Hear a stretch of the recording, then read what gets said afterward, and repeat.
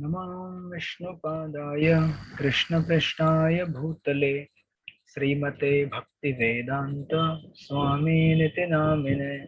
नमस्ते सरस्वती देवे गौरवाणी प्रचारिणे निर्विशेष शून्यवादी पाश्चात्यदेशतारिणे। जय श्री कृष्ण चैतन्य प्रभु नित्यानंद श्री अद्वैत गदाधर श्रीवासादि गौर भक्तवृंद। Hare Krishna Krishna Krishna Hare Hare, Hare Rama Rama Rama Hare Hare. Hare Krishna Krishna Krishna Hare Hare, Hare Rama Rama Rama Hare Hare.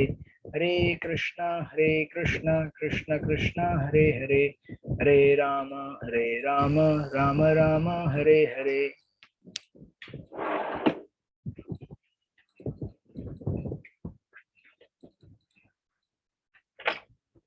Hare Krishna. Just a second.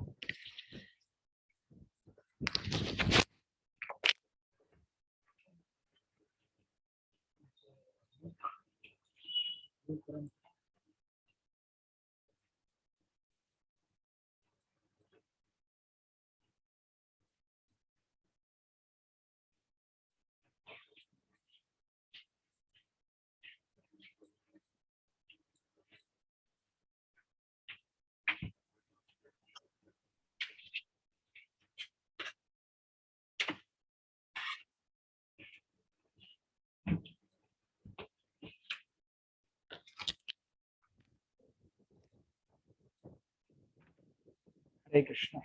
गुरु शिष्य परंपरा में आइए।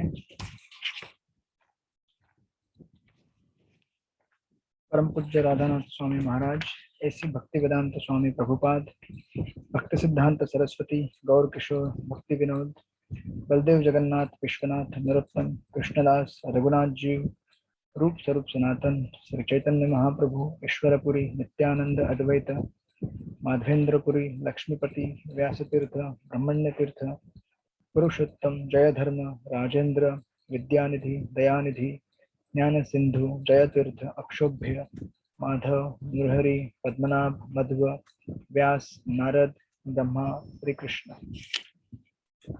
हरे कृष्ण।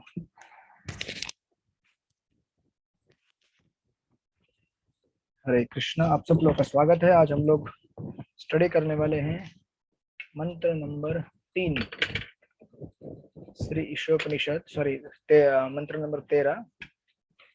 तो आई होप आप लोगों ने सबने एग्जाम लिखा है। प्रभु जी ओके। आसान प्रश्न दिए थे प्रभु जी। अच्छा, अभी बड़ी एग्जाम आएगी एक साथ। अभी मंत्र 13 चालू है ना, अगले 2-3 हफ्ते में, हाँ। या 2 हफ्ते में, 3 हफ्ते में हो जाएगा अपना पूरा सिलेबस है। तो आप लोग ऐसी तैयारी करना चालू कर दीजिए। फाइनल एग्जाम वो आपके सेंटर में होगी। प्रभु जी आप, हरे कृष्णा। तो प्रभु जी आप इंडिविजुअल एक एक बुक पर लेंगे टेस्ट? हाँ, ये बुक के ऊपर टेस्ट होगी। First exam book? यस, ये जैसे पूरे हो जाएगी बुक, इसके ऊपर टेस्ट होगी हमारी। ओके। 4 बुक साथ में नहीं लेंगे, डरिए मत। तो आपको ऐसे पास करना पड़ेगा जैसे अभी सीबीएसई बोर्ड पास कर रहे हैं। ओके, तो आज हम लेंगे मंत्र नंबर 13। सब लोग खोलिए पुस्तक, मंत्र नंबर 13। हम लोग ये सीरीज देख रहे हैं, मंत्र नंबर 9, 10, 11 एक सीरीज था, और 12, 13, 14 ये दूसरा सीरीज है। दोनों में सिमिलरिटी है, मैंने आपको लास्ट टाइम बताया था। अब मंत्र नंबर 12 में बताया था, लास्ट मंत्र जो हमने स्टडी किया, अंधतम प्रविशन्ति ये संभूति उपासते ततो भूय ईवते तमो य उ संभूतया उत्कृता। जो लोग देवताओं की पूजा में लगे हैं वे अज्ञान के गहनतम क्षेत्र में प्रवेश करेंगे, और इनसे भी बढ़कर वे हैं जो निराकार ब्रह्म के पूजक हैं। तो बेसिकली डेमीगॉड वर्शिपर और मायावादी, इनका कंपैरिजन किया था। Better than demigod worshipper, sorry, better than Mayavadis,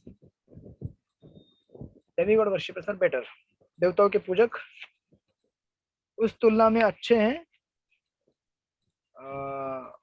मायावाद से अगर हम भक्ति के लिए किसको फेवरेबल मानेंगे, तो भक्ति के लिए फेवरेबल डेमिगॉड वर्शिपर से। उसके बाद अभी मंत्र नंबर 13 में उसी चीज को थोड़े दूसरे एंगल से बताया जाएगा। तो लेट्स रिसाइट द श्लोका। अन्य देवाहु संभवाद, अन्य देवाहु संभवात्, अन्यदाहुर असंभवात, अन्यदाहुर संभवात् इति शुश्रुम धीराणाम शुश्रुम इति धीराणाम शुश्रुम धीराणाम् ये नस्तद विचक्षिरे। येनस्तदा विचक्षते। ओके, विनोद प्रभु पढ़िए अनुवाद इसका। यस, कहा जाता है कि समस्त कारणों के कारण स्वरूप परमेश्वर की पूजा करने से एक तरह का फल मिलता है, और जो परम सत्य नहीं है उसकी पूजा करने से दूसरी तरह का फल मिलता है। यह सब उन धीर पुरुषों से सुना जाता है जिन्होंने इसका स्पष्ट रूप से वर्णन किया है। Okay, thank you so much. तो मेनली इस परपट में और इस श्लोका में 3 पॉइंट्स हैं, लेकिन परपट ऑफ कोर्स मैंने 5 पॉइंट्स में डिवाइड किया है। एक तो है देखिए यहाँ पे 2 शब्द हैं, संभवात और असंभवात। अगर वर्ड टू वर्ड में देखेंगे तो संभवात यानी कि समस्त कारणों के कारण परमेश्वर, जो कि भगवान श्री कृष्ण है, समस्त कारणों के कारण उनकी पूजा करने से एक पर्टिकुलर रिजल्ट प्राप्त होगा। और असंभवात जो परमेश्वर नहीं है उसकी पूजा करने से दूसरा रिजल्ट प्राप्त होगा। और इन दोनों के बारे में हमने किससे सुना हुआ है? धीर पुरुष से सुना हुआ है, धीराणाम, धीर पुरुषों से। जब उनसे हम सुनते हैं तो हमें मालूम पड़ता है कि किसकी पूजा करने से क्या मिलेगा, किसकी सेवा करने से क्या मिलेगा, सही क्या है गलत क्या है। 3 आइटम्स है, बट परपोर्ट ऑफ कोर्स प्रॉपर्ट में कुछ चीजों को एलैबोरेट कर उसको मैंने 5 पॉइंट्स में डिवाइड किया है। तो आप लिख लीजिए सबसे पहला पॉइंट, सबसे पहले पैराग्राफ के ऊपर, इस मंत्र से धीर पुरुषों से श्रवण करने की पद्धति प्रमाणित होती है, इसके ऊपर। तो पहला पॉइंट है और सबसे मेन पॉइंट है ये, सभी मार्ग एक ही लक्ष्य की ओर नहीं लेके जाते। सभी मार्ग एक ही लक्ष्य की ओर नहीं लेके जाते।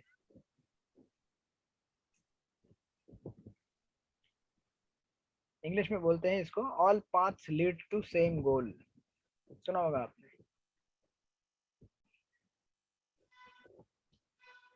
यानी कि सारे रास्ते औरंगाबाद की तरफ नहीं जाते, कुछ रास्ते पूना की तरफ जाते हैं, कुछ बॉम्बे की तरफ जाते हैं। जो रास्ता जिस तरफ जा रहा होगा और जिस पे आप चलेंगे वो आपको डेस्टिनेशन मिलेगा, तो उसको क्लैरिफाई करेंगे। सभी मार्ग एक ही लक्ष्य की ओर नहीं लेके जाते। देन सेकंड पॉइंट आपका आएगा, अब जैसे इस परपट में आगे बढ़ते बढ़ते जाएंगे तो पैराग्राफ नंबर 1, 2, सेकंड पैराग्राफ के बाद एक श्लोक दिया है भगवद गीता 4.2 का, एवं परंपरा प्राप्तम एवं राजर्षयो विदु, है दिखा आपको? यस प्रभु। इसके ऊपर 3-4 लाइन्स है। तीसरी लाइन में नीचे से पढ़ रहा हूँ, जब तक कोई प्रामाणिक गुरु से ज्ञान प्राप्त न करे, मिला? इस श्लोक के ऊपर, जब तक कोई प्रामाणिक गुरु से ज्ञान न प्राप्त करे, इसको दीजिए दूसरा पॉइंट, असली ज्ञान केवल प्रामाणिक आध्यात्मिक गुरु से ही मिलता है। असली ज्ञान केवल प्रामाणिक आध्यात्मिक गुरु से ही मिलता है।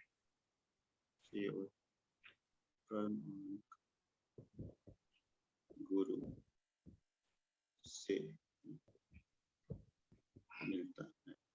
यस प्रभु।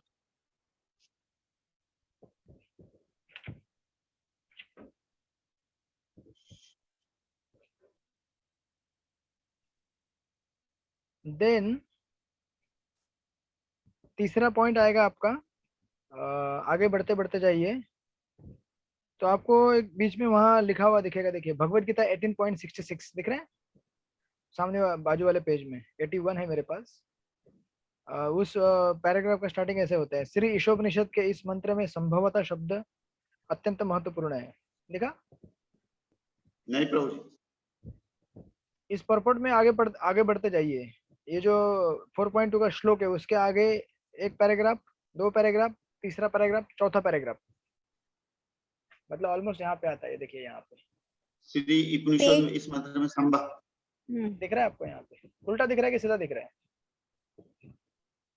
नहीं, क्लियर नहीं दिख रहा प्रभु। हाँ, इस सॉरी, श्री ईशोपनिषद के इस मंत्र में संभवात शब्द Yes, प्रभु। अत्यंत महत्वपूर्ण है। यस को प्रभु। मिल गया? इसमें यह है तीसरा पॉइंट, नारायण या श्री कृष्ण सभी कारणों के कारण है। तीसरा पॉइंट, नारायण या श्री कृष्ण सभी कारणों के कारण है। नारायण या श्री कृष्ण सभी कारणों के कारण है।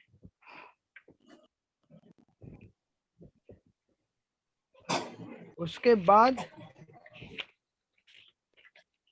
बहुत आगे जाएंगे आप, बहुत आगे, यानी कि ये पर्पट थोड़ा बड़ा है। अभी आप मैंने यहाँ पे ऑलमोस्ट कितने पेज बड़ा आगे में, 1 2 3 पेज आगे में बढ़ा। उसके बाद एक पैराग्राफ आता है जहाँ पे लिखा हुआ है, वेदांत सूत्र के अनुसार संभूत जन्म तथा पालन का स्रोत होने के साथ साथ, देखिए ये पैराग्राफ है, स्टार्टिंग पैराग्राफ का, वेदांत सूत्र के अनुसार, ये स्टार्टिंग है, मिला? यस प्रभु। पेज वेदांत- नंबर 75। 84 हाँ, मेरे इधर 84, हाँ yes. कुछ लोग इधर 84, हाँ। 75, इधर 84 है। हाँ, तो ये चौथा पॉइंट है और वो है मानवता की असली सेवा। फोर्थ पॉइंट, मानवता की असली सेवा।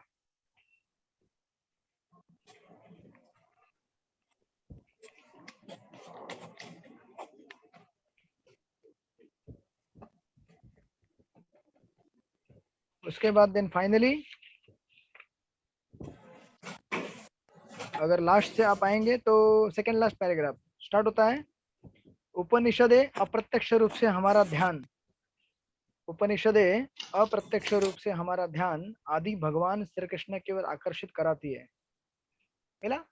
यस सेकेंड लास्ट पैराग्राफ, इसको टाइटल दीजिए यस 5 नंबर का, भगवान भक्त के रज तम गुण को दूर करते हैं। भगवान भक्त के रज तम गुण को दूर करते हैं। भगवान भक्त के रज और तम गुण को दूर करते हैं। तो इस तरह से 5 पॉइंट्स हैं इस परपोर्ट में।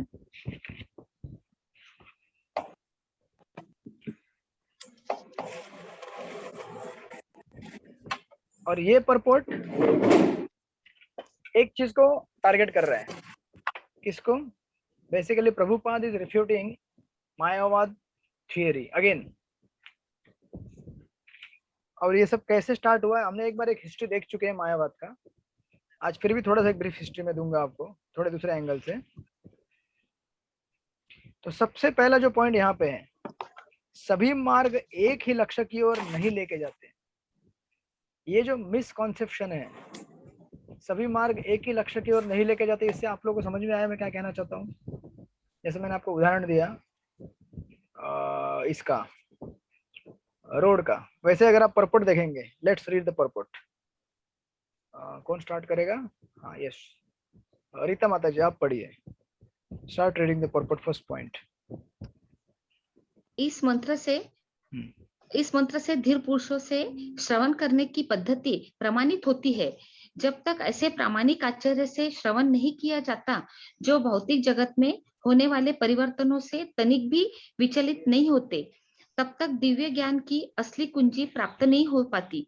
जिस भी प्रामाणिक गुरु ने अपने धीर आचार्य से श्रुति मंत्रों या वैदिक ज्ञान को सुना है, वह कभी भी कोई ऐसी बात प्रस्तुत नहीं करता जो वैदिक ग्रंथों में उल्लेखित न हो। भगवद गीता 9.25 में स्पष्ट कहा गया है कि जो पितरों की पूजा करते हैं वे पितृलोक को प्राप्त करते हैं। वे निपट भौतिकतावादी जो यही बने रहने की योजना बनाते हैं, इसी लोक में रहते हैं। और भगवत भक्त जो समस्त कारणों के परम कारण भगवान कृष्ण के अतिरिक्त किसी और की पूजा नहीं करते, आध्यात्मिक आकाश में भगवान के धाम पहुंचते हैं। Okay, that's it. नाउ अभी इसके बाद जस्ट टू फास्ट फॉरवर्ड, अगर आप सेकंड पैराग्राफ में जाएंगे तो उसमें प्रभुपाद लिखते हैं, प्रामाणिक शास्त्रों में कहीं भी यह नहीं कहा गया है कि मनुष्य कुछ भी करके या किसी की भी पूजा करके अंततः एक ही लक्ष्य पर पहुंचेगा। ऐसे मूर्खतापूर्ण सिद्धांत स्वतः निर्मित गुरुओं द्वारा प्रस्तुत किए जाते हैं। राइट, अभी इसको और क्लैरिफाई करने के लिए देखिए प्रभुपाद आगे, अगर आप आगे बढ़ेंगे इस पेज में तो आगे अगर थोड़ा आप जाएंगे इसी परपोर्ट में, तो प्रभुपाद देखिए क्या लिखते हैं इसी पैराग्राफ में। कहते हैं कि सामान्य व्यक्ति के लिए यह समझना आसान है कि मनुष्य अपने गंतव्य तक तभी पहुंच सकता है जब उसने उसे गंतव्य का टिकट खरीदा हो। अगर आप बॉम्बे का टिकट खरीदेंगे तो बॉम्बे जाएंगे, राइट, आपको टीसी अलाउ नहीं करेगा। प्लेटफॉर्म में चढ़ने ही नहीं देगा आपको, तो कैसे जाएंगे आगे। आजकल तो कोविड का सर्टिफिकेट भी लगता है, बराबर है ना। यस और फ्लाइट में तो कंपलसरी है, ट्रेन में तो यहाँ वहाँ करके घुस जाओगे, लेकिन फिर भी लगता ही है।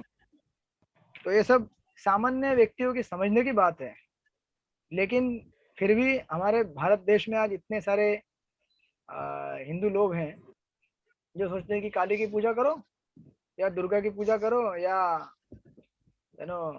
किसी की भी पूजा करो, किसी भी बाबा की, फिर भी हम कहाँ जाएंगे, भगवत धाम जाएंगे। इनफैक्ट मैं तो कहता हूँ कि किसी की भी पूजा करके आपको स्वर्ग भी नहीं मिलेगा। लोग बोलते हैं ना स्वर्गवासी हो गए, कैलाशवासी हो गए, वैकुंठवासी हो गए, साकेतवासी हो गए।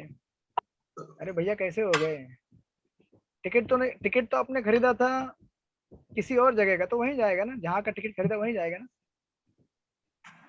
तो आप किसी का भी पूजा करोगे अनंत, देखिए इससे सिस्टम, हम सिस्टम की बात कर रहे हैं। वेदों में जो प्रिस्क्रिप्शन दिया गया है उसको अगर फॉलो नहीं करेंगे तो उसके हिसाब से रिजल्ट्स नहीं मिलेगा। आप वेदों को फॉलो नहीं करेंगे और आप किसी भी बाबा की पूजा करोगे, किसी भी फलाना फलाना उसकी पूजा करोगे, तो कैसे आपको उचित ध्येय प्राप्त होगा, स्वर्ग भी प्राप्त नहीं होगा। इसीलिए देखिए अब ये सब चीजें शुरू कहाँ से होती है, ये जो मिसलीडिंग पाथ है कि किसी की पूजा करो और कहीं भी पहुंच जाओ। तो हरे कृष्णा वाला भी ठीक है, वही है, गणपति वाला भी वही है, दुर्गा पंडाल वाला भी वही है, सब समान है, सब आध्यात्मिक है। ऐसा होता है क्या, नहीं ना, बराबर ना। तो हम लोग इस्कॉन में आने के पहले तो यही सुनते आ रहे हैं, बराबर ना, कि गणपति का वर्षिपर रहेगा गणपति फेस्टिवल में, तो भी आध्यात्मिक है यार, स्पिरिचुअल है वो। हरे कृष्णा वाला वो भी स्पिरिचुअल है, रामकृष्ण मिशन वाला वो भी स्पिरिचुअल है, ओम शांति वाला वो भी स्पिरिचुअल है, सब स्पिरिचुअल है। But then we have to see, अभी हमको देखना पड़ेगा विस्तार से कि कौन क्या बता रहा है उनकी फिलोसॉफी में और उनका गंतव्य स्थान क्या होगा। इसीलिए देखिए इस परपोर्ट में प्रभुपाद बीच में भी और आगे भी जो एक पॉइंट आगे आएगा मानवता की अस्थि सेवा, वहां पे खास करके, और ये शुरू का पहला पॉइंट, इन सब पॉइंट्स में प्रभुपाद बेसिकली रिफ्यूट करेंगे ऐसे तथाकथित आध्यात्मिक मार्गों को जो कहते हैं कि आप कुछ भी करो तो आप भगवत धाम जाओगे, कोई जरूरत नहीं है आपको एक पर्टिकुलर मार्ग पकड़ने की। अब देखिए इसकी शुरुआत, ये जो तथाकथित मार्ग शुरू हुए हैं हमारे देश में, इसकी शुरुआत, और खास करके भारत में ऐसे कई इम्पर्सनलिस्टिक संस्थाएं हैं जो मायावाद का प्रचार करते हैं और उसी को अपना मेन लक्ष्य मानते हैं, और वो बहुत पॉपुलर है। क्यों पॉपुलर है हम लोग देखेंगे। अगर आप देखेंगे कि इस्कॉन से भी ज्यादा पॉपुलर ऐसे कई संस्थाएं हैं जो भगवान की डायरेक्ट भक्ति के बारे में नहीं बताती है। वो कहेंगे कि हमारे जीवन का लक्ष्य क्या है, मुक्ति प्राप्त करना। अभी एक्चुअली प्रॉब्लम क्या है कि आज के जमाने में जो शंकराचार्य ने जो मायावाद दिया था वो मायावाद भी ठीक से फॉलो नहीं होता है, उस मायावाद का और दूसरा डेविएटेड वर्जन चालू हो गया है, राइट, वो भी देखेंगे हम। बट जस्ट टू बिगिन, इसका शुरुआत कहाँ से हुआ है, देखिए तथाकथित जो शिक्षक हैं ये लोग, आपने अगर हिस्ट्री देखा होगा इंडिया का, इंडिया में सबसे ज्यादा रूल किसने किया, मुगलों ने किया, राइट, मुसलमान लोगों ने लगभग 700-800 साल रूल किया उन्होंने। उसके बाद ब्रिटिश लोगों ने रूल किया लगभग 150-200 साल, समथिंग लाइक दैट, 100-150-200 साल कितना किया। लेकिन जितना नुकसान इसने नहीं पहुंचाया इस्लामिक रूल ने, उतना नुकसान किसने पहुंचाया, ब्रिटिश रूल ने। क्योंकि जब इस्लाम या मुसलमान लोग भारत को रूल कर रहे थे उस समय आप देखेंगे कि उनका कल्चर और हमारा कल्चर बिल्कुल मेल नहीं खाता है, से टोटली अपोजिट कल्चर। तो ऑफकोर्स सब भगवान की पूजा करते हैं, लेकिन भगवान की पूजा करने का उनका जो तरीका है वो हमारे तरीके से, ऑफकोर्स हमारे इधर भी प्रेयर है, उनके इधर भी प्रेयर है, बट जो कल्चर है, चाल चलन है, खान पान है, वो थोड़ा अलग है। अब हिंदुओं का पवित्र जो माना जाता है, गाय मानी जाती है, राइट? उसको अगर दूसरा कोई खाए तो हम उसको थोड़ी कहेंगे कि ये धार्मिक है, बराबर ना? तो हमारे लिए अधार्मिक हो जाएगा। तो जब इस्लामिक रूल इंडिया में आया तो उन्होंने मतलब जबरदस्ती रूल किया, मतलब फोर्स से, पावर का यूज करके। लेकिन ब्रिटिशर्स जब इस्लाम के जाने के बाद, आपको इस्लाम को ब्रिटिश लोगों ने यहाँ से खदेड़ा बाहर। जब ब्रिटिशर्स यहाँ पे आए तो उन्होंने देखा कि इंडिया के लोग क्या है, बहुत इंटेलेक्चुअल है, क्योंकि हमारे पास ऐसे सोफिस्टिकेटेड वैदिक स्क्रिप्चर्स हैं जिसमें बहुत ही रिफाइंड ज्ञान दिया गया है शास्त्रों में हमारे, जिसकी सराहना आज भी लोग करते हैं। और कितने अच्छे साइंटिफिक रिसर्च एविडेंसेस हैं जो प्रूव करते हैं कि इंडिया कल्चर और इंडिया का जो नॉलेज है वो सुपीरियर है बाकी जगहों से। But because of the false ego, अपने अहंकार की वजह से वो लोग इसको स्वीकार नहीं करना चाहते। तो ब्रिटिश लोग जो भारत में आए तो उन्होंने क्या देखा, देखिए मैं आप सब लोग को बैकग्राउंड बता रहा हूँ पहले कि इसका बैकग्राउंड क्या है, ये सब सिस्टम क्यों चालू हुआ है, तब आपको इसकी रूट मालूम पड़ेगी और इसको हम हटा सकते हैं। फिर जब तक हमको रूट नहीं मालूम पड़ेगी क्या है, रूट में प्रॉब्लम क्या है, तब तक हम इसको हटा नहीं सकते। तो आपको प्रभुपाद इन सब डिटेल में नहीं जा रहे क्योंकि उनका लिखने में समय नहीं है। तो जो हाईलाइटेड मेन पॉइंट्स है, कोडेड वर्ड्स है, उसको अनकोड कर रहे हैं हम लोग यहाँ पे थोड़ा सा। तो उन्होंने देखा कि इंडिया में अगर रूल करना है तो हमें क्या करना पड़ेगा, ऐसे फोर्स से रूल नहीं कर सकते, क्योंकि इंडिया का पॉपुलेशन इतना है और हमारा ब्रिटेन का पॉपुलेशन कितना है, कुछ भी नहीं है। तो हमें अगर यहाँ पे रूल करना होगा तो क्या करना पड़ेगा, थोड़ा दिमाग से रूल करना पड़ेगा।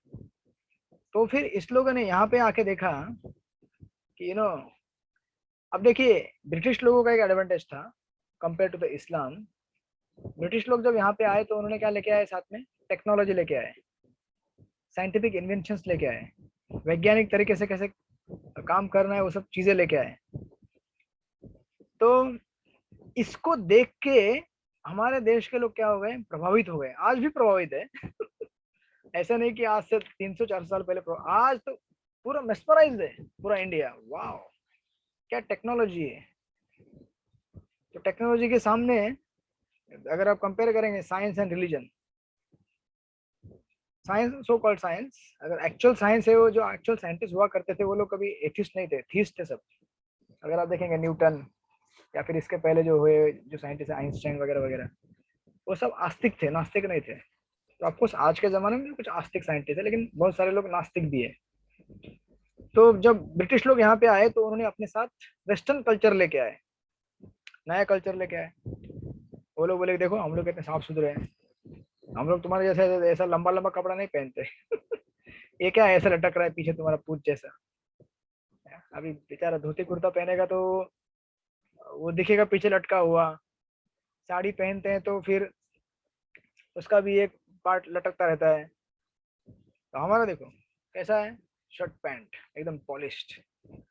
और देखो हमारे लिए खाने का कैसा, चम्मच से खाने, हाथ से नहीं खाने का। हाथ से खाते तो क्या होता है, हाथ में बैक्टीरिया रहता है, जर्म्स रहता है बराबर ना। चम्मच से खाने का, हाथ को धोने के लिए साबुन इस्तेमाल करने का, ऐसा कई चीजें लेके आए हो कल्चरली। आज हम सब उसका पार्ट है, हमारे आसपास, हमारे घर में, सब जगह, और हमारे जीवन का वो एक इसेंशियल पार्ट बन गया, उसके बगैर हम जी नहीं सकते। But that is different thing, हम उसके खिलाफ नहीं है। तो लेकिन ये लोगों ने कल्चर लेके आए, लेकिन साथ में इंटेलेक्चुअल चैलेंज भी लेके आए। इंटेलेक्चुअल चैलेंज ये लेके आए कि हम आपसे ज्यादा पढ़े लिखे लोग हैं। कैसे, देखो हमारे पास ये टेक्नोलॉजी, हमारे पास ये है, वो है, फलाना फलाना, और आप जो है ना कम पढ़े लिखे लोग हैं। इसका प्रमाण क्या है कि आपका देश गरीब है। अब भैया गरीब किसने कराया, आप ही लोगों ने कराया गरीब किसने बनाया, पहले तो मुगलों ने लूट के ले लिया पूरा, 700-800 साल तक जितना था सब लूट के लेके गए, सब संस्कृति को तहस नहस कर दिया। लेकिन उन्होंने इतना तहस नहस नहीं किया जितना ब्रिटिश लोगों ने किया। बाद में जो कुछ बचा था सब ईस्ट इंडिया कंपनी जो भारत में आई थी रूल करने के लिए, क्या बोलते हैं उसको, actually east India company business करने के लिए इंडिया में आई थी, राइट, रूल करने के लिए नहीं आई थी। लेकिन उन्होंने क्या किया, इसको कन्वर्ट कर दिया। अभी आपको इसका हिस्ट्री आप ट्रेस बैक करेंगे तो जो क्रिश्चियनिटी के तो जो जो मेन ब्रांचेस हैं, कैथोलिक एंड प्रोटेस्टेंट्स, तो कैथोलिक थोड़े रिनाउंस रहते हैं, उनके इधर मॉन्कहुड रहता है, आश्रम रहते हैं। और जो प्रोटेस्टेंट्स रहते हैं, ये दो मार्ग है उनके, जैसे हमारे मतलब हिंदुओं में भी बहुत सारे ब्रांचेस है ना, तो उनके इधर भी दो ब्रांचेस है। तो Catholic are more that worldly, मतलब ज्यादा रिनाउंस करते हैं वो लोग। और जो प्रोटेस्टेंट्स है वो लोग क्या है, मतलब थोड़ा कर्मकांडी है, वो कहते हैं कि भगवान ने सब दिया तो हमें भोग करना चाहिए इसका।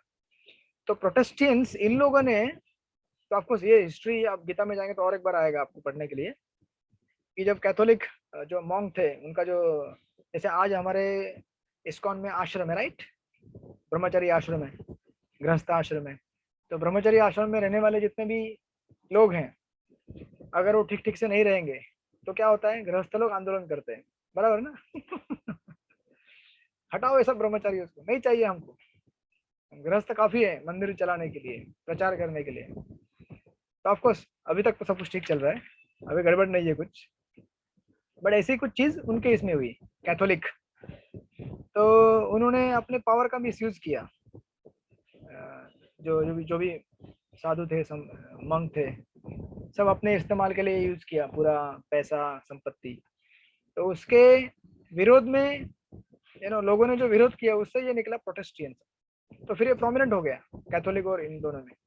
फिर प्रोटेस्टेंट लोगों ने, अगर आप देखेंगे हिस्ट्री, तो ये लोग मतलब उस साइड का जो यूरोपियन कंट्रीज थे, दो पार्ट में डिवाइड हो गए। एक तो इटली, स्पेन और पुर्तगाल, ये कैथोलिक बन गए, और फ्रांस, इंग्लैंड, जर्मनी ये प्रोटेस्टेंट हो गए। तो वही ये प्रोटेस्टेंट है जो इंग्लैंड, वहां से क्या किया उन्होंने, भारत की तरफ आ गए। और प्रोटेस्टेंट लोगों का एक विचारधारा रहा है कि हमें पूरे दुनिया में कब्जा करना चाहिए, ये पूरा दुनिया में क्या होना चाहिए, क्रिश्चियन रूल होना चाहिए। तो वो पूरा हिस्ट्री है दुनिया भर में, यहाँ वहाँ उन्होंने रूल किया। वैसे करते करते इंडिया में आए, और जब इंडिया में आए तो उन्होंने इंडिया में देखा ये चैलेंज है, यहाँ के लोग ऐसे मानने वाले हैं नहीं, दे आर टू इंटेलेक्चुअल्स। तो फिर इन्होंने क्या किया, उनके साथ कोऑपरेट करने का कोशिश किया, फोर्स नहीं किया। जैसे इस्लामिक रूल में उन्होंने क्या किया, कोई कोऑपरेट नहीं करता मार डालो इसको, but then they started making the cooperation. तो उन्होंने ये विचार किया कि देखो, इंडिया पे रूल करना तो हमें क्या करना पड़ेगा, इनका वैल्यू सिस्टम चेंज करना पड़ेगा। वैल्यू सिस्टम चेंज करने के लिए क्या करना पड़ता है, एजुकेशन में एंट्री करना पड़ता है। देखिए, इसलिए आज भी भारत में बहुत सारे, आपने देखा होगा, क्रिश्चियनिटी का जब स्प्रेड होता है तो क्रिश्चियन लोग सबसे पहले स्कूल बनाते हैं। If you have seen properly, school बनाते हैं, सोशल सर्विस करते हैं। स्कूल बनाने से क्या होता है, ब्रिटिश एजुकेशन आता है। ब्रिटिश एजुकेशन आने से क्या, इंग्लिश एजुकेशन आता है। इंग्लिश एजुकेशन आने से क्या होता है, फिर हमारे वैल्यूज धीरे धीरे चेंज होना चालू हो जाते हैं। तो ऑफकोर्स हम अगर अपने संस्कृति को पकड़ के रखेंगे तो कोई भी भाषा सीखे, पढ़े, कम्युनिकेट करे, उससे हमारा कुछ बिगड़ने वाला नहीं है। बट देन शुरुआत में ऐसा हुआ, तो लोगों ने इंग्लिश एजुकेशन स्टार्ट किया, और इस एजुकेशन के मार्फत ये दिखाने की कोशिश किया कि देखो हम लोग कितने सुपीरियर हैं, आप कितने इन्फीरियर हो। अब देखिए इसमें क्या हुआ, इसमें प्रॉब्लम ये हुआ कि हमारे हिंदू समाज के कुछ ऐसे गिने चुने लोगों ने विचार किया कि ब्रिटिश लोग जो अटैक कर रहे हैं हमारे ऊपर, इंटेलेक्चुअल अटैक जो कर रहे हैं, इसको रोकना पड़ेगा। इसलिए उन्होंने, रेफरेंस आता है कि एक ऐसा एक ये बनाया, कमिटी बनाया, भद्रलोका करके, यानी कि गुड पीपल। जो भी भारतीय लोग उस समय अंग्रेजी शिक्षा ले रहे थे, उन्होंने एक एसोसिएशन बनाया, भद्रलोका, यानी कि good people, we are good people. तो बंगाल में आप देखेंगे ये जितने भी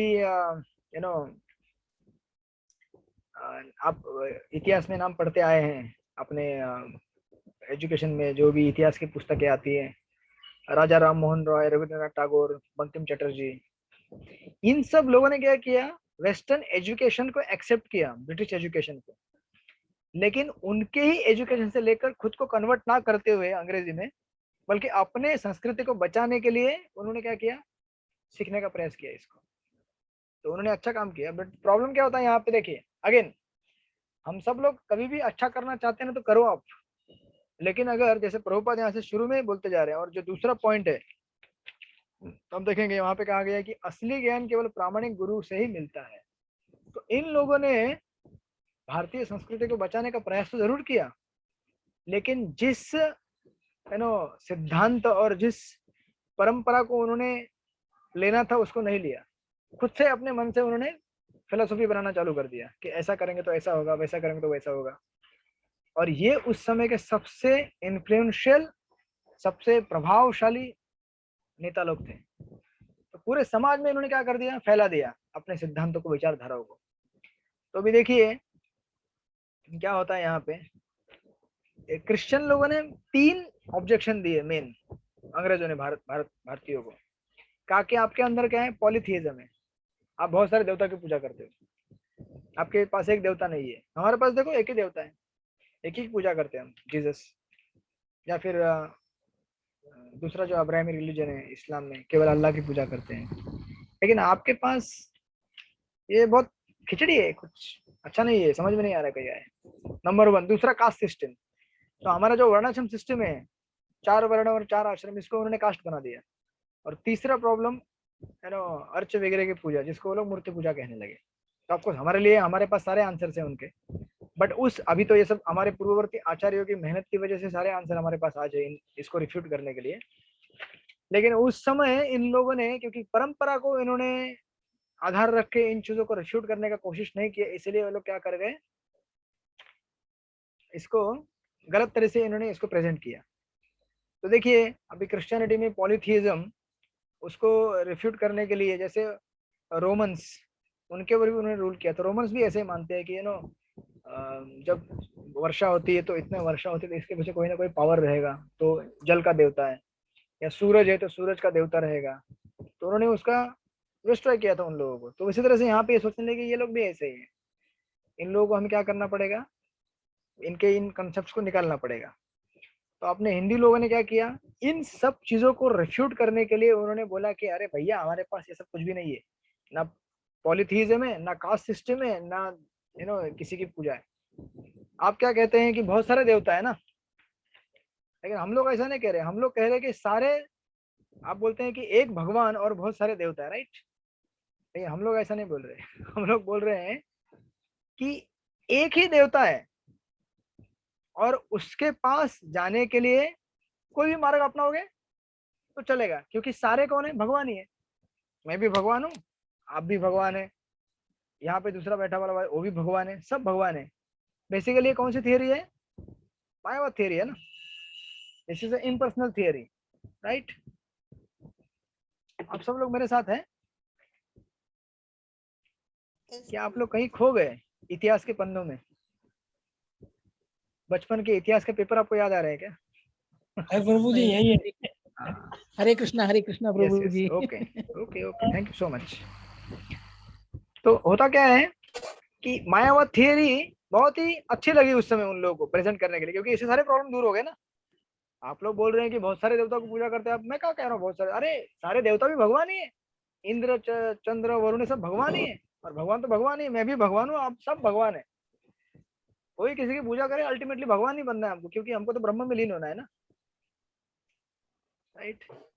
तो इससे देखिए उनका प्रॉब्लम सॉल्व हो गया। इंटेलेक्चुअली उन्होंने ब्रिटिश लोग को डिफीट कर दिया। इनकी फिलोसॉफी तो ऐसा कह रही है, मतलब हम तो डिफीट हो गए। अभी आंसर क्या है इसका, आगे आंसर कुछ है नहीं। लेकिन इसका प्रॉब्लम ये हुआ कि हमारे समाज में मायावाद थियरी का स्प्रेड हो गया। अब देखिए 17वीं शताब्दी के आसपास अगर आप देखेंगे हिस्ट्री, तो ऑफकोर्स मायावाद थियरी इंडिया में क्यों आई और कैसे आई उसका भी हिस्ट्री है। बुद्धिज्म को रिफ्यूट करने के लिए, उड़ाने के लिए शंकराचार्य ने मायावाद लेके आए, और फिर मायावाद को हटाने के लिए रामानुजाचार्य, मध्वाचार्य, उसके बाद चैतन्य महाप्रभु, इन सब आचार्यों ने अपने अपने कमेंट्रीज और अपने अपने एग्जाम्पल से भक्ति के दिखा दिया कि किस तरह से जीव और भगवान दो अलग अलग एंटिटी है, वो दोनों सेम नहीं है। वो पूरा विवरण हम डिटेल में और आएगा जैसे गीता पढ़ते जाएंगे। और अगर उस समय आप देखेंगे इंडिया में तो ऐसे कई संत पैदा हुए जो ब्राह्मण परिवार के नहीं थे, क्योंकि ये जो ज्ञान था ना, ज्ञान बेसिकली इन्होंने क्या किया, ज्ञान मार्ग का आश्रय लिया। जो भी उस समय के लीडर्स थे, सब राजा राम मोहन राय, रविंद्रनाथ ठाकुर वगैरह वगैरह, और ज्ञान मार्ग से ये बताने की कोशिश किया कि सब कुछ तो एक है।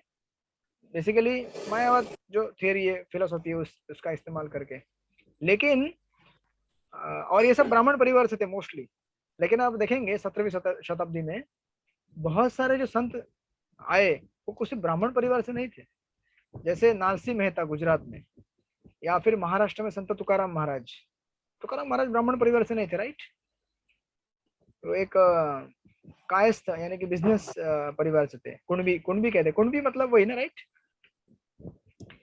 उसके बाद अगर देखेंगे राजस्थान में मीराबाई, उसके बाद असम में शंकर देव, बंगाल में चैतन्य महाप्रभु, और दक्षिण उत्तर भारत में तुलसीदास। ये सारे संत, बहुत सारे संत क्या है, कॉमन समाज में से आए, और इन्होंने इस तरह से भक्ति का प्रचार, मतलब पूरी बाढ़ आ गई भक्ति की, और मायावाद को उड़ा के कहां से कहां फेंक दिया। लेकिन उसके बाद ये जितने भी तथाकथित गुरु बने मायावाद थियरी को स्प्रेड करने के लिए, इन लोगों ने क्या कर दिया, पूरा वाट लगा दिया वापस।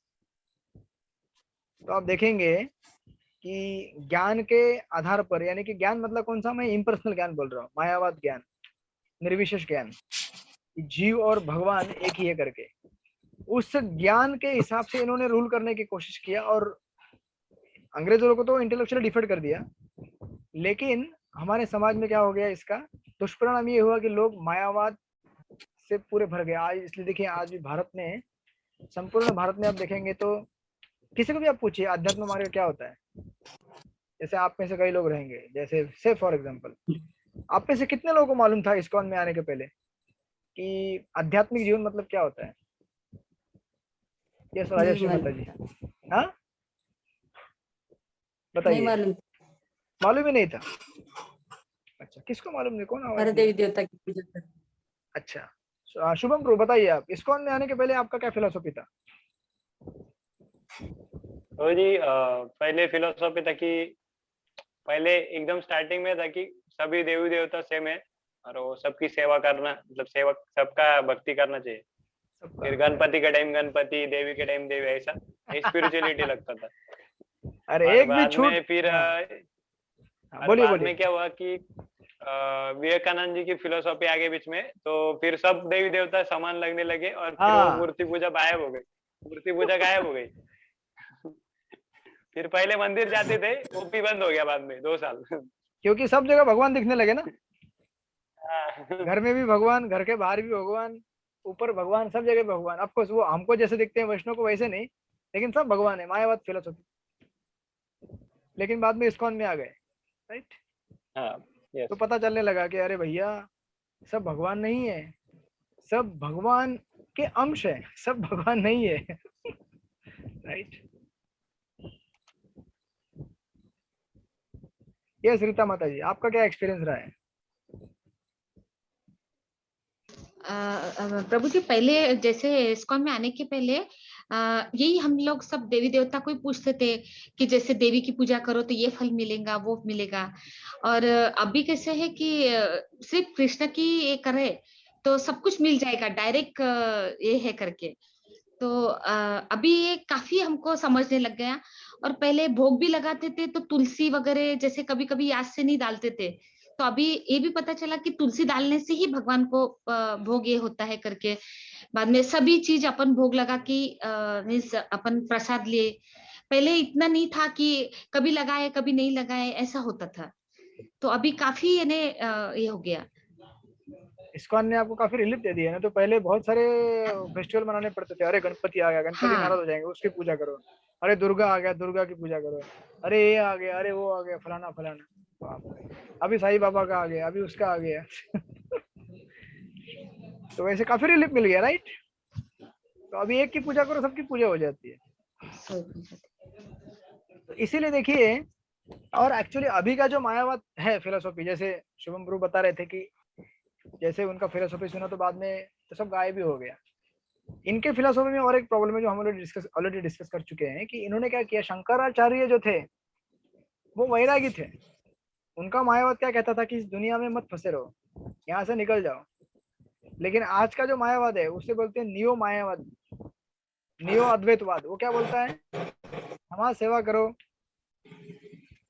इसकी सेवा करो, उसकी सेवा करो, क्योंकि क्या बोलते हैं वो कि सब जगह पे क्या है, भगवान है। तो मंदिर में जो भगवान है उसकी पूजा करने से अच्छा बाहर जो भगवान है उसकी पूजा करो ना। मंदिर में भगवान को भोग चढ़ाने से अच्छा है क्या है, बाहर जो रास्ते में भूखे लोग हैं उनको खाना चढ़ाओ, तो असली भगवान की पूजा होगी। तो आपको, हम लोग इसको मना नहीं कर रहे हैं कि गरीबों को खाना नहीं देना चाहिए, सबको देना चाहिए, लेकिन गरीबों को केवल खाना देने से उनकी प्रॉब्लम सॉल्व नहीं होने वाली।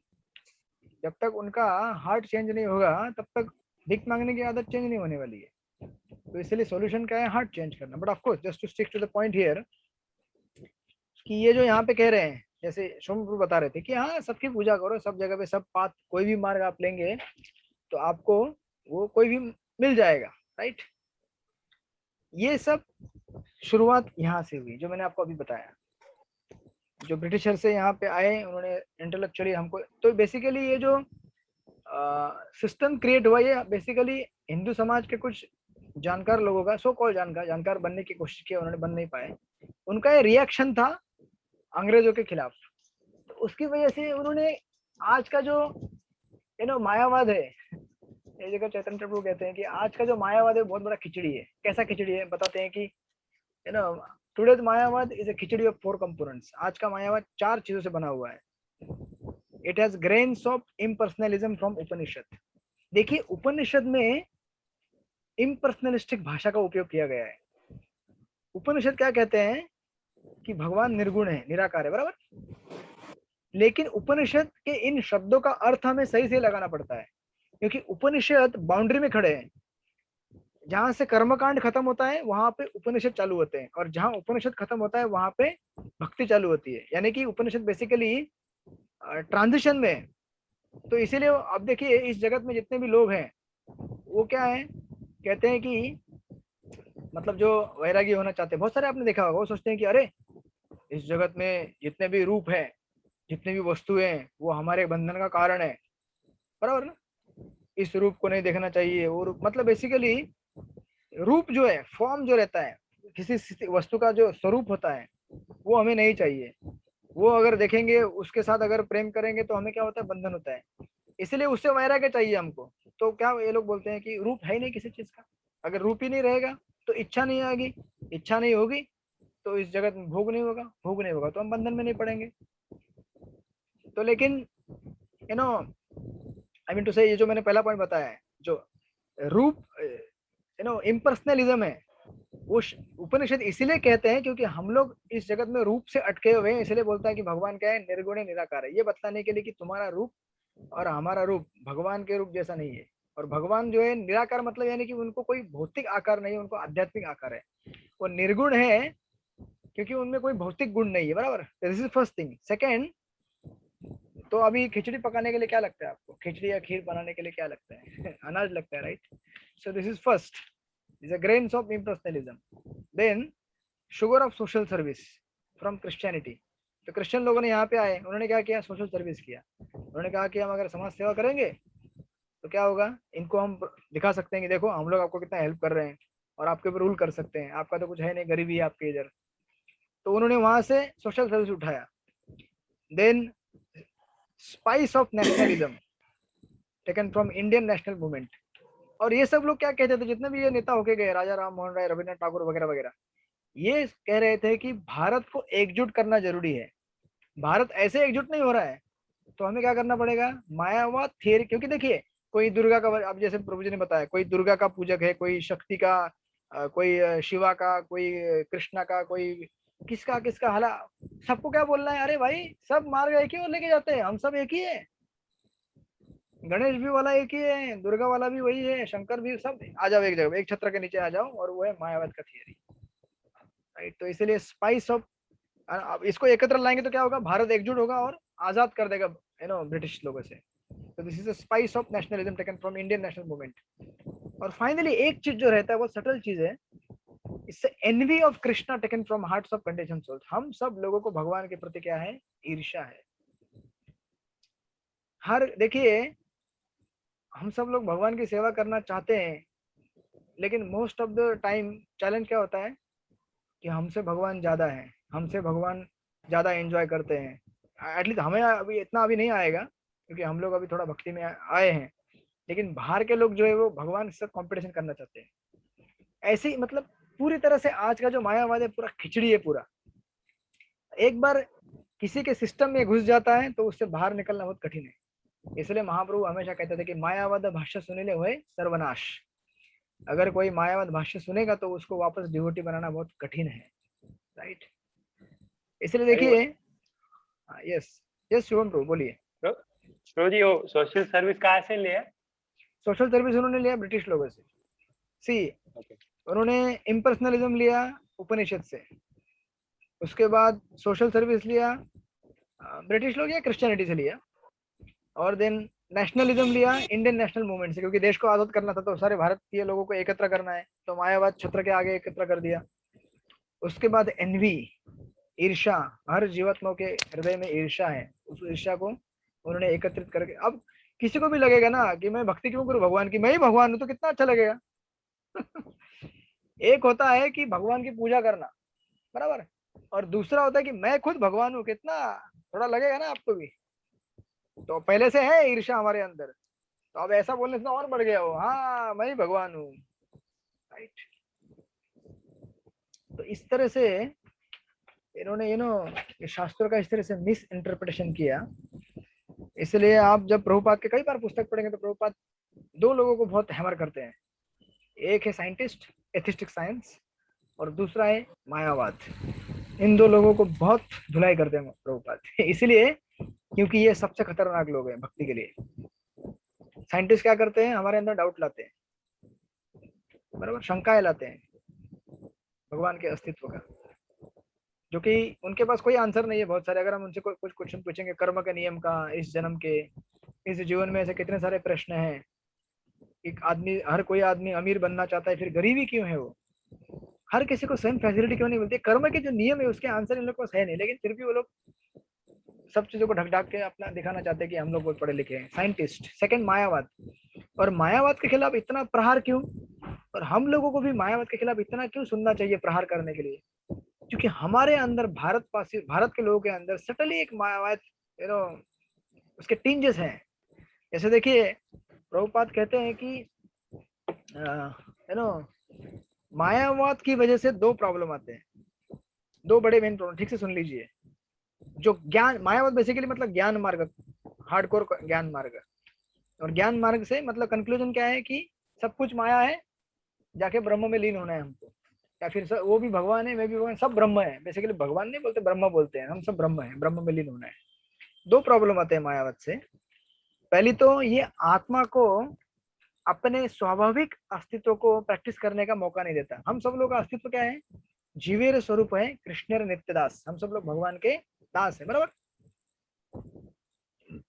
मैं राइट और रॉन्ग, आप सब लोग मेरे साथ हैं कि नहीं है? हरे कृष्णा कृष्ण कृष्ण हरे हरे, हरे राम राम राम हरे हरे।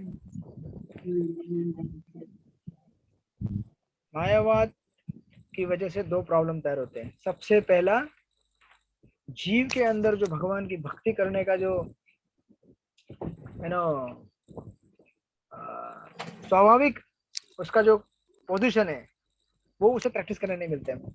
आपको बताइए, आप में से बहुत सारे लोग इतने हैं यहाँ पे, आपको बोलेंगे कि एक ही जगह पे बैठे रहो चुपचाप जीवन भर के लिए, बैठ पाएंगे आप लोग?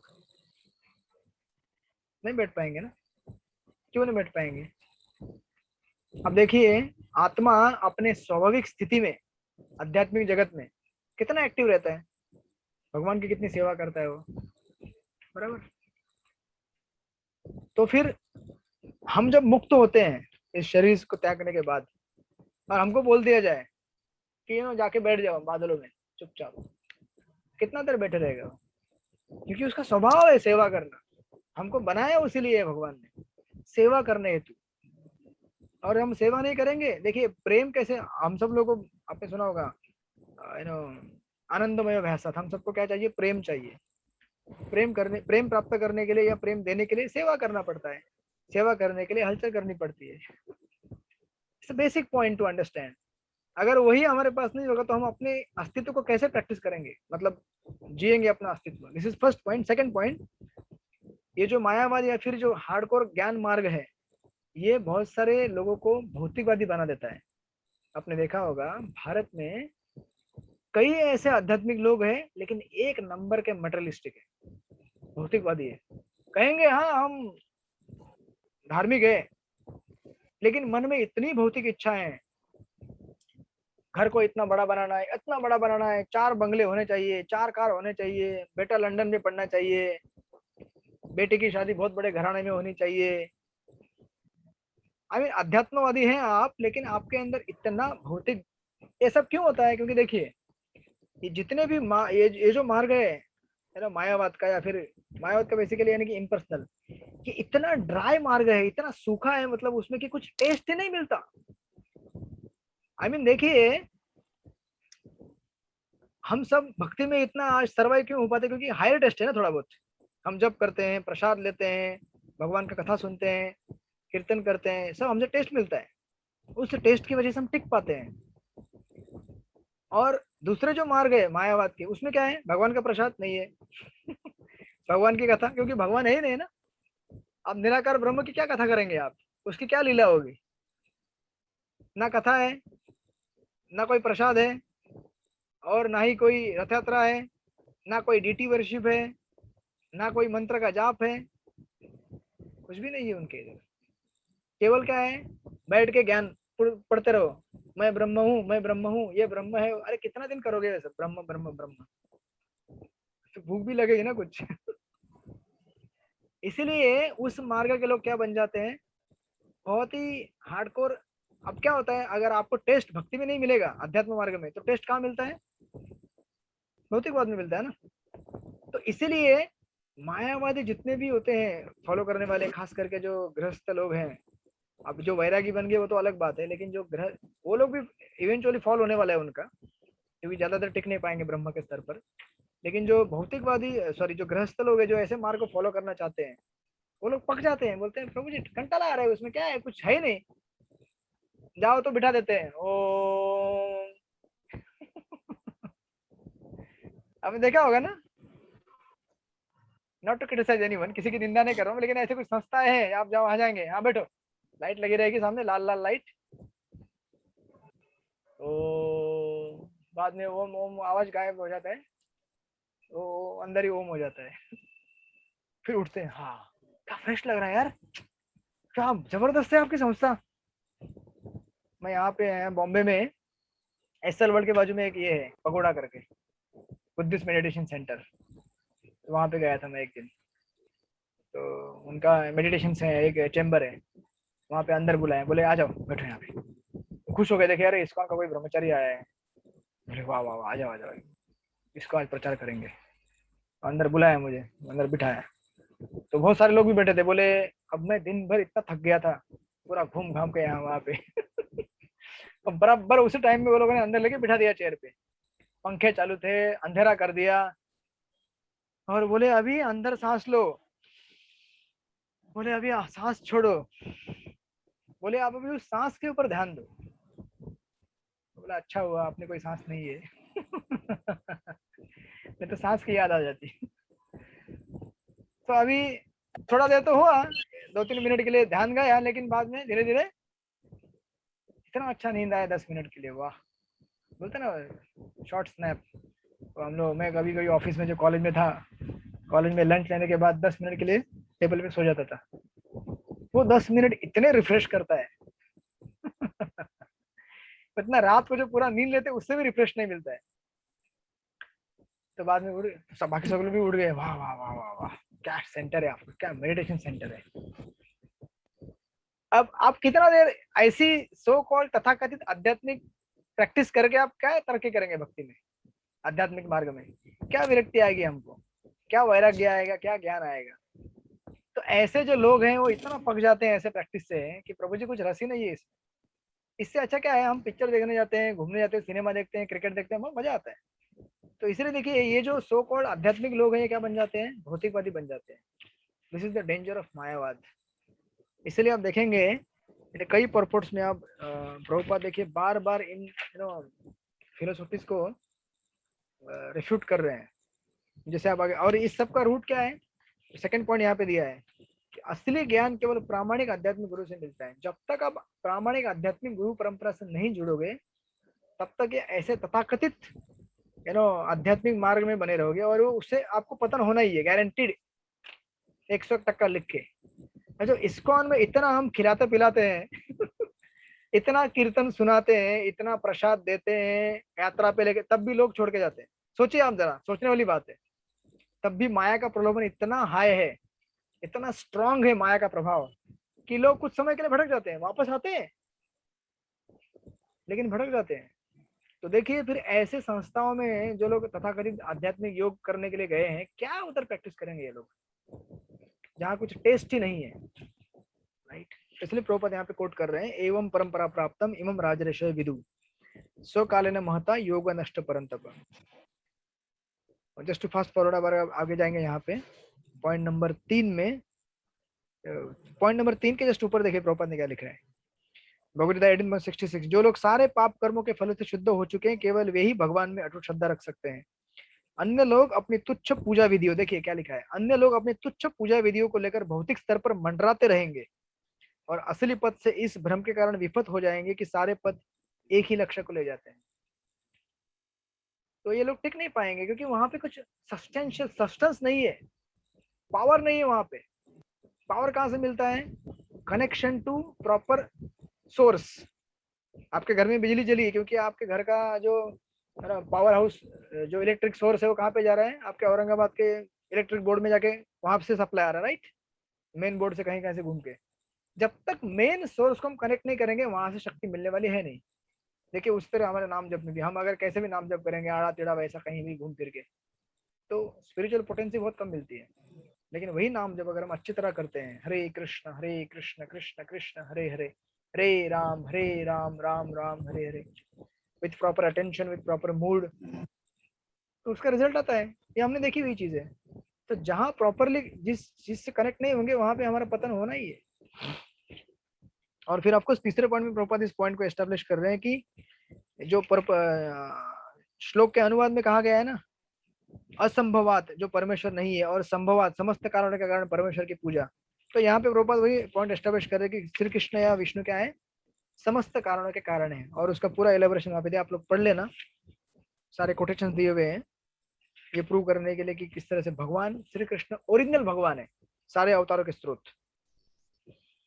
और जो चौथा पॉइंट है मानवता की असली सेवा, जो कि मैं पहले भी कह चुका हूँ कि ब्रिटिश लोगों ने ये चालू किया ये दिखलाने के लिए कि देखो भाई हम आपकी सेवा कर रहे हैं, हम आपसे बड़े हैं, हम आपके लिए कितना कुछ कर रहे हैं। तो हमारे लोगों ने भी क्या कर दिया, जो तथाकथित जो हमारे मायावादी लोग थे उन्होंने कहा कि अरे हम भी सेवा करेंगे, क्या आप लोग सेवा करके दिखाओगे क्या? तो इन्होंने क्या किया, इन्होंने कहा कि अरे तुम मंदिर में क्यों डोनेशन देते हो, डोनेशन खाना बांटने के लिए गरीबों को दो। तुमको भगवान यहाँ पे नहीं दिखते? मंदिर में भगवान तो है लेकिन बाकी जगह भी भगवान है क्योंकि सब भगवान है। अगेन सेम फिलोसॉफी, सब जगह खाना बंटवाया, सब कुछ किया, लेकिन आज तक भारत देश में जो गरीब खाने वाले लोग कम नहीं हुई है। कितने साल से बांट रहे खाना ये लोग, लेकिन अभी भी लोग वैसे ही भूखे हैं। क्योंकि जब तक आप भूखमरी का असली, पीछे मेरे लिए प्रसाद आ गया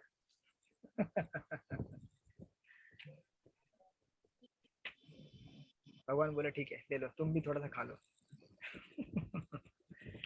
क्योंकि देखिए जब तक हम असली जो रूट कॉज है किसका, हमारी भूखमरी का, हमारी भूखमरी क्यों है पता ही है?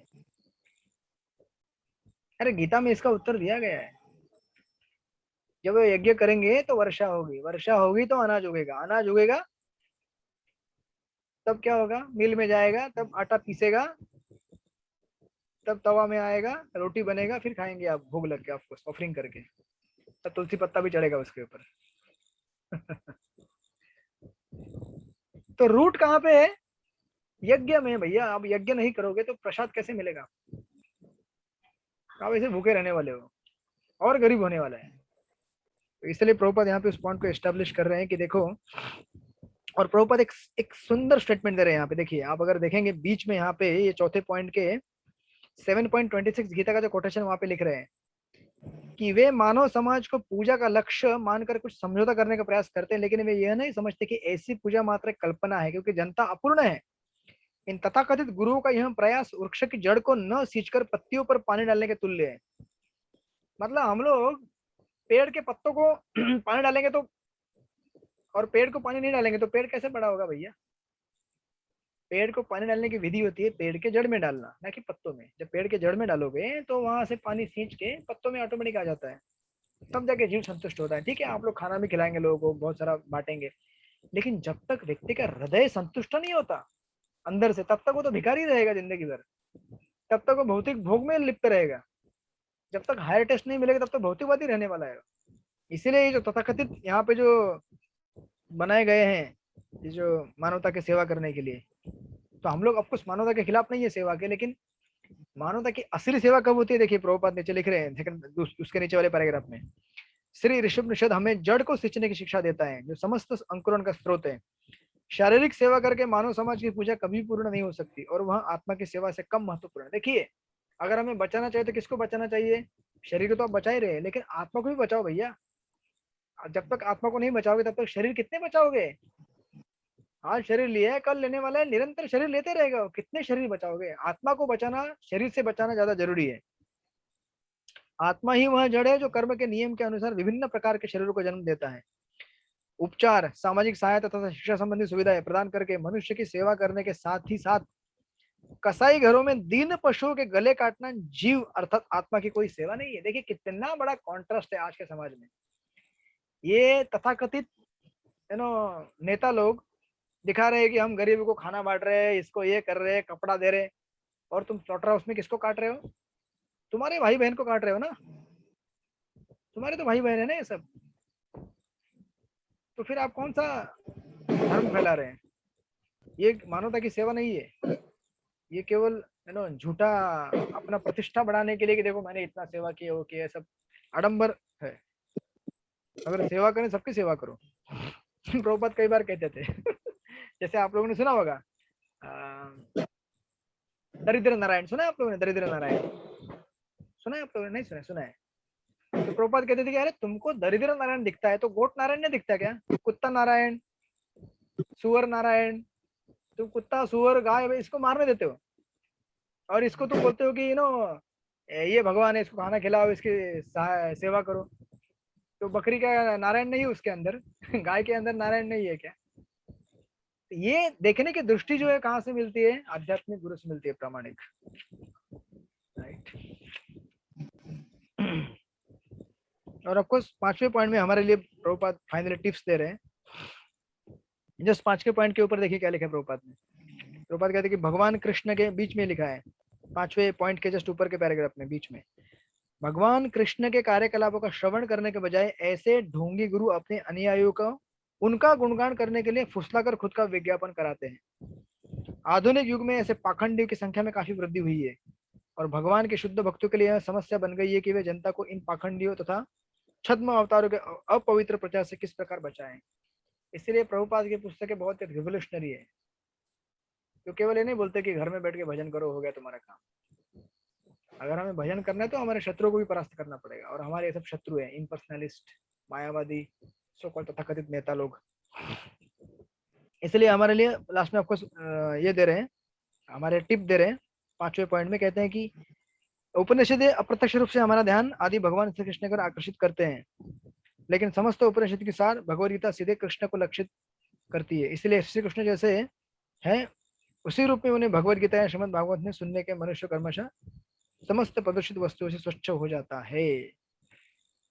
और उसके आगे वाले पैराग्राफ में लिख रहे हैं, अतएव रजोगुणी तमोगुणी के लिए आत्म साक्षात्कार की कोई संभावना नहीं रहती, चाहे वह कितना ही धर्मात्मा बनने का प्रयास क्यों न करे। राइट।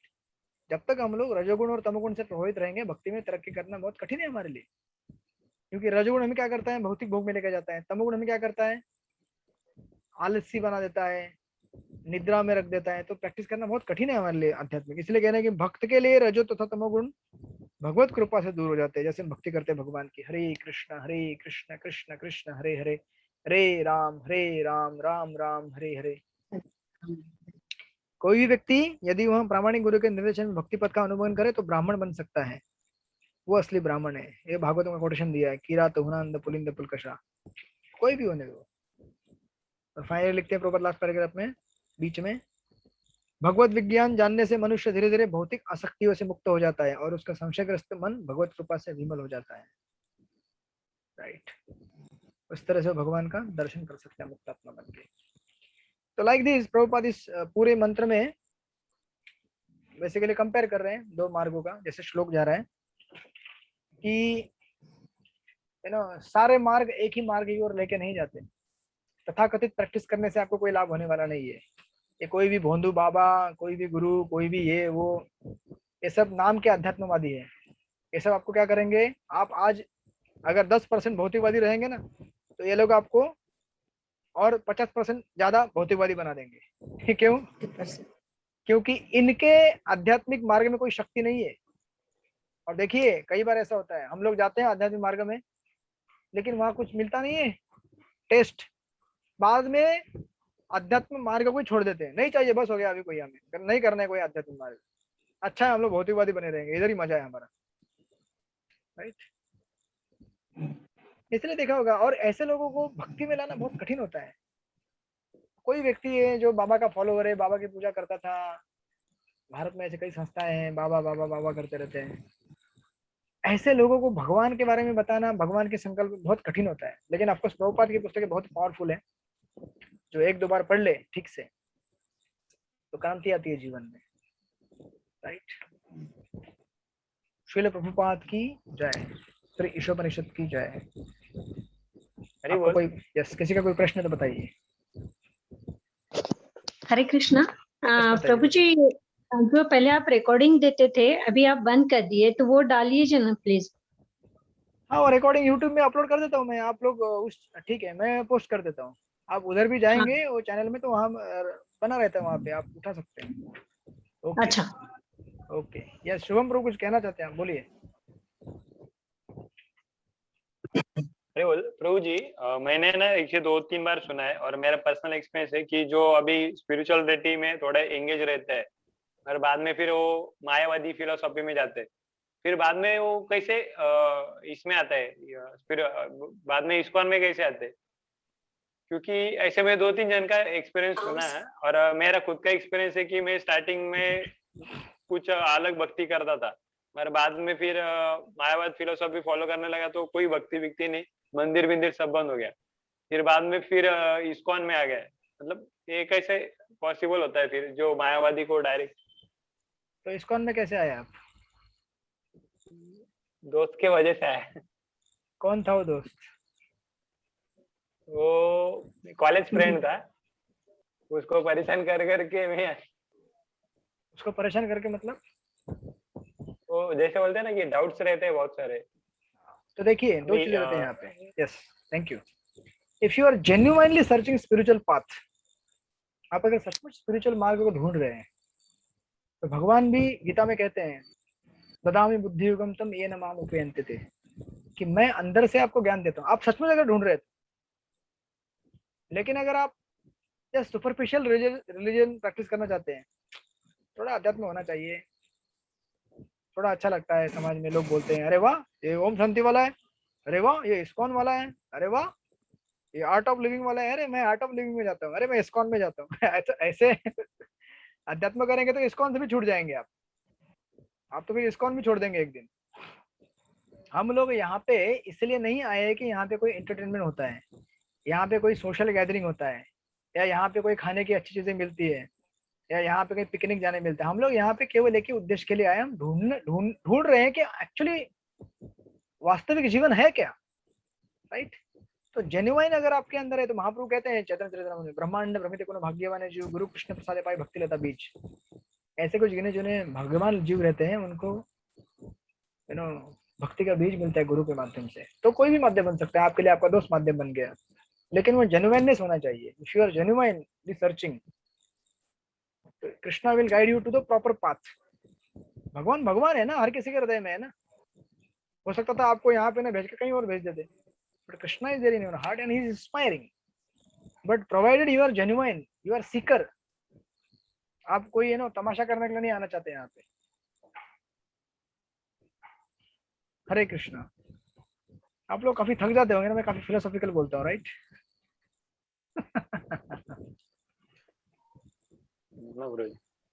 मैं ज्यादा एंटरटेन नहीं करता हूँ, बट आपको एंटरटेन करने की कोशिश करता हूँ, पता नहीं कितना करता हूँ मैं। और थोड़ा क्या है ना, टीचर स्टूडेंट के बीच में थोड़ा सा कनेक्शन बनने में टाइम लगता है। तो अभी हमारे कुछ ज्यादा क्लास नहीं हुए, थोड़ा सा टाइम लगेगा। जब कनेक्शन बनेगा, थोड़ा एक पैचअप हो जाएगा, तो फिर आप लोगों के घर में डीटीज भी आ जाएंगी।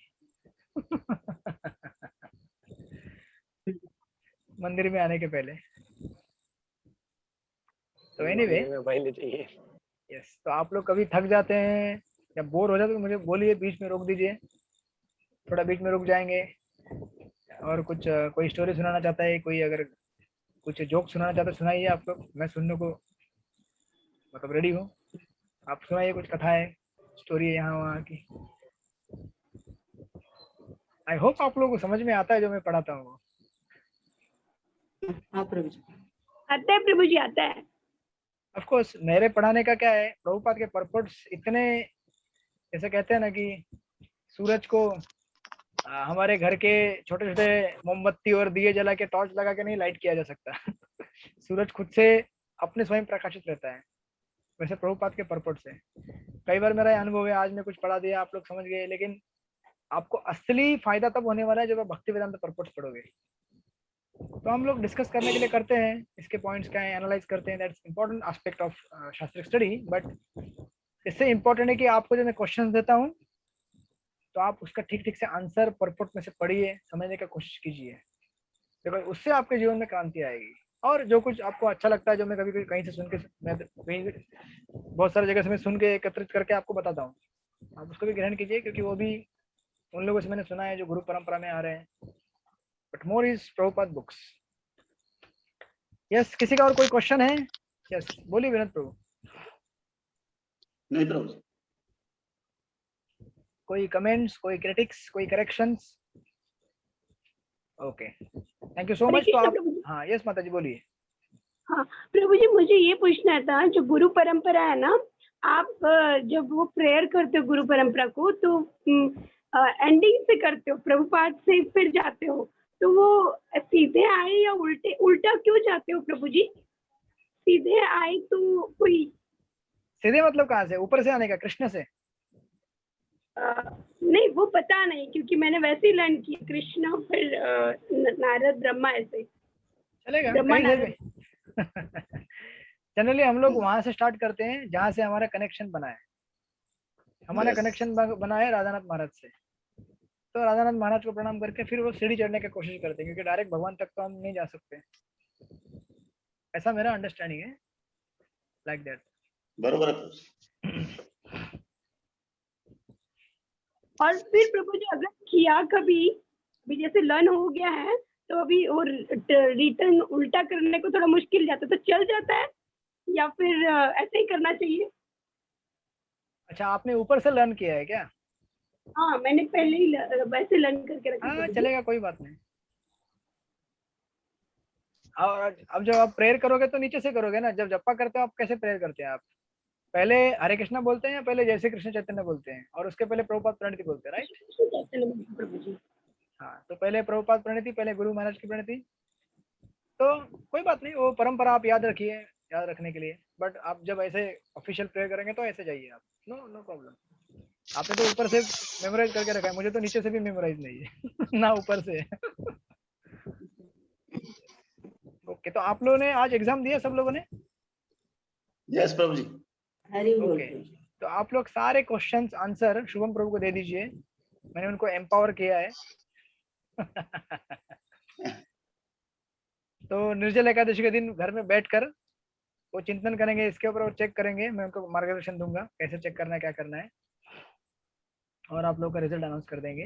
बट अभी आप लोगों का अभी ये मंत्र हमारा चल रहा है 13 नंबर, अभी 5 ही मंत्र बचे हैं केवल। तो 5 मंत्र आई होप अगले 3 या 4 क्लास में पूरे हो जाने चाहिए, कुछ मंत्र 2 क्लास में भी हो जाएंगे। तो आप लोग जैसे जैसे समय मिलेगा पढ़ाई करना चालू कर दीजिए। क्वेश्चन बैंक यही रहेगा जो मैंने अब तक दिया ना, क्वेश्चन बैंक, उन्हीं क्वेश्चन में से आपके ईश्वर के फाइनल एग्जाम में क्वेश्चन आएंगे। तो आप लोग जो क्वेश्चन दिए उनको पढ़ाई कीजिए, प्रिपेयर कीजिए जब भी आपको समय मिलता है, ताकि आपके फाइनल एग्जाम के दिन में आपको ज़्यादा समय नहीं जाएगा। तो 1 हफ्ते के गैप के बाद हम लोग मतलब जैसे ही 18 मंत्र पूरा हो जाएंगे तो उसके 1 हफ्ते के गैप में आपको एग्जाम दे दी जाएगी। ईश्वरोपनिषद के आपके सेंटर में वो शेड्यूल कर लेंगे प्रभु जी, विनोद प्रभु। सेंटर में आप आइए, सब मैं क्वेश्चन पेपर दे दूंगा प्रिंट आउट निकालने के लिए यहाँ से, फिर उसको कुरियर करा के बॉम्बे में चेक करके आपको मार्क्स दे दूंगा बाद में। इस तरह से हमारा ईश्वरोपनिषद पूरा हो जाएगा। फिर हम लोग बढ़ेंगे उपदेशामृत की तरफ, नेक्टर ऑफ इंस्ट्रक्शन, जहाँ पे आपको थोड़ा नेक्टर मिलेगा। यहाँ पे तो पूरा फिलोसॉफी था, हमें नेक्टर मिलेगा। ठीक है, हरे उसके- कृष्ण प्रभु जी। यस माता जी। हरे कृष्ण। जैसे मैं जलगांव से हूँ तो फिर मुझे भी औरंगाबाद जाना पड़ेगा एग्जाम देने के लिए? अच्छा, आप जलगांव से ज्वाइन हो रहे हैं क्या? जी प्रभु जी। हाँ, हाँ। मुझे पता नहीं था। नहीं नहीं, आप जलगांव में दीजिए, आपके लिए हम व्यवस्था कर देंगे कुछ। कितने आप? दो लोग हैं ना आप लोग? नहीं एक प्रभु ही है? जी, मैं अकेली हूँ। चलेगा, वो देखते हैं हम लोग कैसे करेंगे।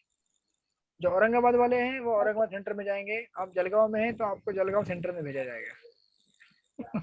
ठीक है प्रभु जी। ओके, हरे कृष्ण। वंचा कल्पतरुश्च कृपा सिंधुभ्येव च पतितानां पावनेभ्यो वैष्णवेभ्यो नमो नमः। अनंत कोटि वैष्णव वृंद की जय, श्रील प्रभुपाद की जय। आप लोग जरा thank you Prabhu ji. Yes, लेकिन आप थोड़े अभी भी आप लोग कभी बिल्कुल शर्माइए मत। कुछ पूछना है मुझसे, कुछ बताना है, बेहिचक बताइए। कभी रोकना है रोक लीजिए बीच में, ठीक है ना? ओके, हरे ठीक है, कृष्ण। थैंक यू प्रभु जी। प्रभु जी को हम धन्यवाद देंगे 3 बार हरि बोल बोल के। हरि बोल, हरि बोल, हरि हरि बोल। हरि बोल। आप सब लोग मेरे गुरु हैं, आध्यात्मिक गुरु। हरे कृष्ण। तो हम लोग मिलेंगे ट्यूसडे को, जो कि द्वादशी है, राइट? निर्जल का द्वादशी है। यस आप सब लोग अच्छी तरह से करना निर्जल एकादशी, और तगड़े बनना एकदम आध्यात्मिक। यस, बेस्ट ऑफ लक सबके लिए। Okay, thank you Prabhu ji. Hare Krishna. Hare Krishna.